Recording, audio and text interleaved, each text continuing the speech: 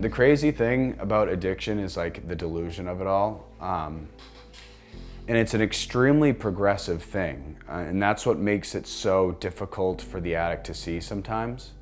I think there's this common misconception, when you see someone shooting up or drinking in the most extreme ways, is that whether it's conscious or unconscious, we ask ourselves, like, how could you do that? Like, why would you do that? And it's like almost predicated on this notion of like, one day you just wake up and start doing that. You start living like that. You throw your whole life away in a day.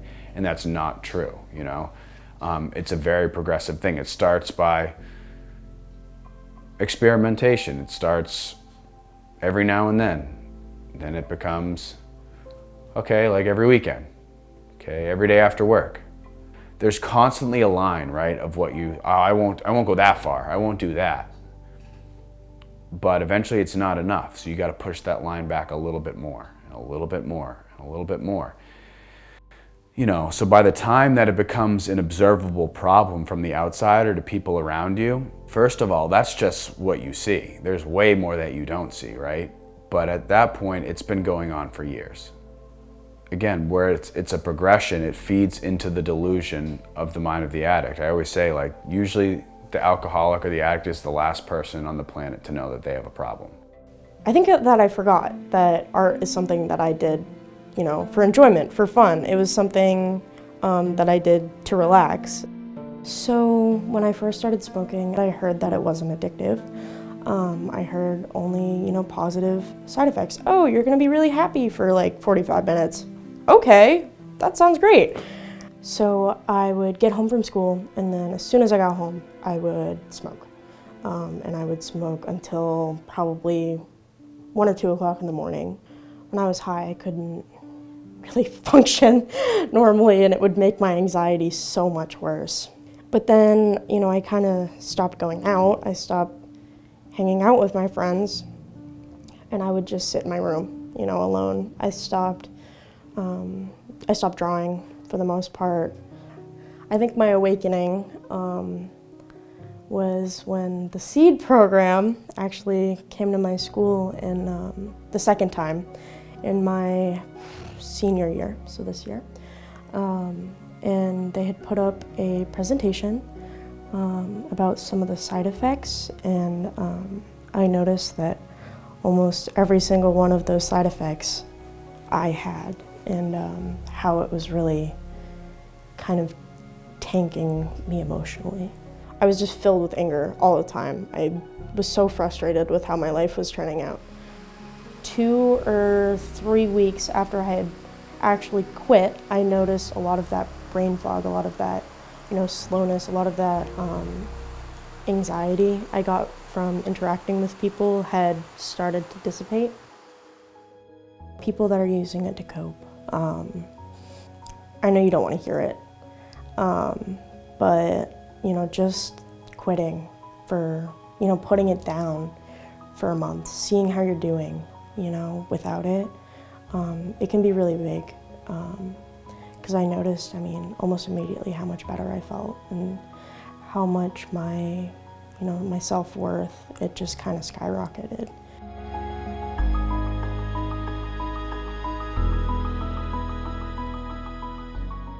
I started smoking weed every day, and how early I was doing it in the day started creeping earlier and earlier and earlier, and then I was drinking as much as I possibly could. I tried to replace the drinking sometimes with smoking weed, but something had flipped in my brain. I don't know what, but I just wasn't processing it the same. And whenever I'd smoke it, I'd become completely psychotic.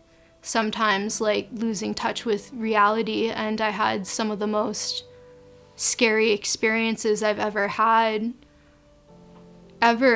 because I was just hallucinating faceless people, hearing whispers, becoming really convinced of bizarre things were happening. I had heard about how high potency marijuana could cause psychotic symptoms. It just had never really done it to me before. You're a kid and you don't exactly want to hear that your mom's a drug addict. I knew something was going on, but I didn't know anything about drugs at first, so I learned when I was 9. In a way, I knew it was coming, that my mom was gonna die, but at the same time, like, even if you expect it, it doesn't make it any easier to go through. I was also in an angry stage because my mom made a ton of promises to me when I was younger, like, you can come live with me again, we'll be fine, we'll be this big happy family. And I didn't know where to put my anger at her, so it kind of just balled up, and I was really upset about it because, you know, a kid doesn't really realize what addiction is at first, so it was more of she just left me. I had a really hard time after she died. I got really depressed when she died, and I didn't really want to be here at all. There's a lot of people who struggle with suicide, but I think, again, it's like where they stay quiet about it. They need help and they don't know how to ask for it or how to receive it, so they just numb themselves instead. I mean, honestly, I wouldn't really go to friends with that type of thing, still at my age, but like, the better option in that situation is to find an adult that you that you trust enough to ask for help from. So there's nothing to be ashamed of when you need help. You just have to take that step to ask for it. I graduate in 2 weeks on June 6th of 2025, and I'm going to USM in the fall for social work. Working with SEED is cool. I get to meet a lot of cool kids and stuff and learn different things about dosage and the effects of marijuana and nicotine. I think working with SEED has helped a lot with my presentation skills. I'm still super nervous around people I don't know, but it's making it easier for when I have to do presentations in school and stuff. If you were to smoke a dab in 10 days, you're gonna get 50 milligrams of THC a day. If you were to smoke a dab in 5 days, you're gonna get 100 milligrams of THC a day. This is what we give out in Maine. This is what we consider medical here. This is what is actually proven to be medical. Do you see the big issue in THC here? It's very important that I make a difference in other people's lives because it means that I'm actually doing something, my life has some sort of meaning to it. I am proud of myself. I need to find some point to remind myself that what is inside me and what I have to offer is no result of the way that my father has chosen his life to be. Because we don't have the choice of who the parents we're born into or the lives we're born into. This is not the life that you have to live. You are capable of doing such beautiful and amazing things, and it's never your fault. And I just wish everyone could know that it's not their fault. You do not have to be the result of what you've brought into, of what you've grown up, and you are not your mom, you are not your dad, you're not your sister, you're you. And you have the opportunity and you are fully capable of doing whatever you want to do. And I think that's really important.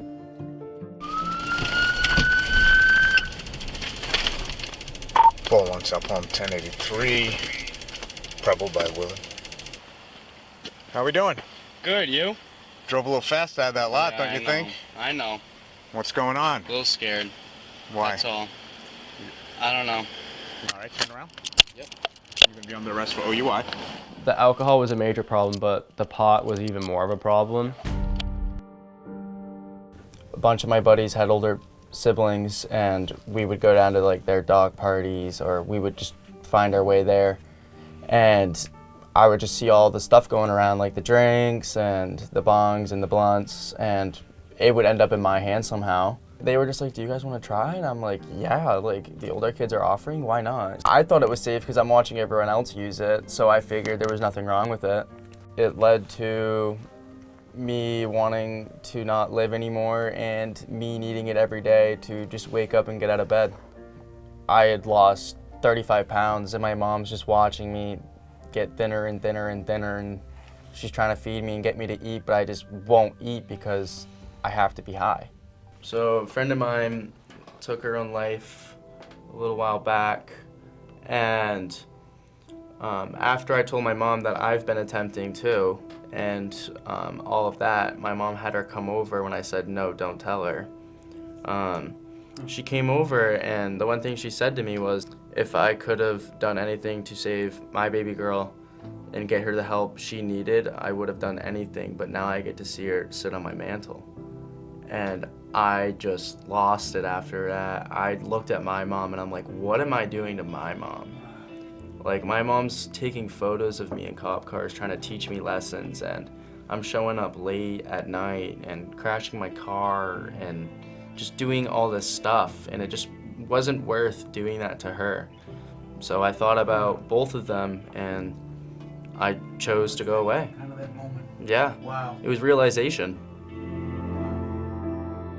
What's up, brother? What's your name? Jay Orser. What are you doing today, Jay? We're about to jump out of a plane. Seriously? Yeah. Are you excited? Hell yeah. What's the occasion? I'm 2 years sober. Hell yeah, brother. Congratulations. That is fantastic. Over the last 8 months, we have spoken to several thousand students and adults about high-potency THC, alcoholism, and addiction, and we think it's making a difference. Because, I mean, I've had kids come up to me and talk to me and be like, hey, like, I've been a year.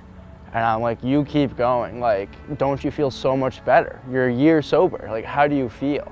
And they always say, I feel great. It's inspiring. Kind of keeps me going with, I want to keep pushing forward and what I'm doing, staying clean, staying sober.